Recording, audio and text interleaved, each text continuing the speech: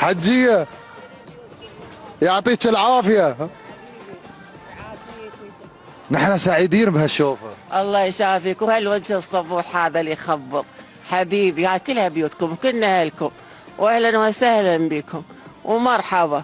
والبصرة تلاهي بالصغير والكبير والبعيد والقريب والخليج.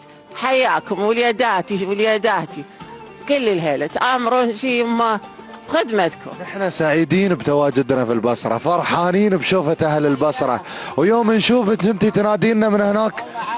على الراس.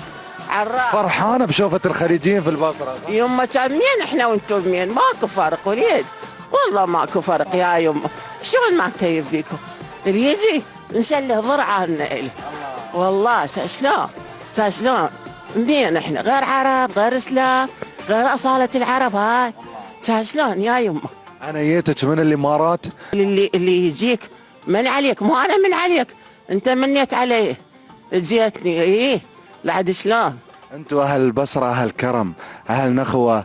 اللي شفته في اهل البصره من اول وصولي للمطار لين هاللحظه وانتوا حايفين نحوف. احنا لين تدري شنو سببها؟ ربط البصره بالخليج وحده. هاي الدرجه الاولى. الدرجه الثانيه من بعد الخليج تتصل بدول العالم. ليش عندنا ميناء يتصل بدول العالم. فلهذا شوف اهل البصره شعبيتهم، منطقهم، اسلوبهم تختلف عن محافظات العراق كلها.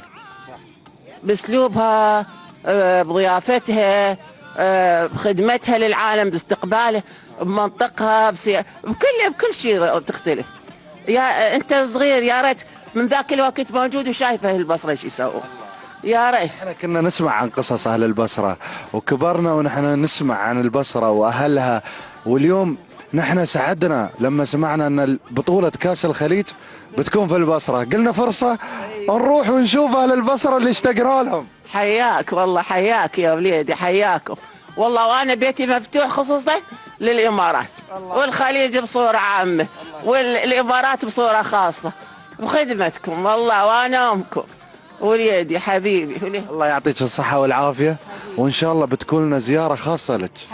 حياك بيتك وانا امكم وليداتي. اعذروني يما المرض دقني.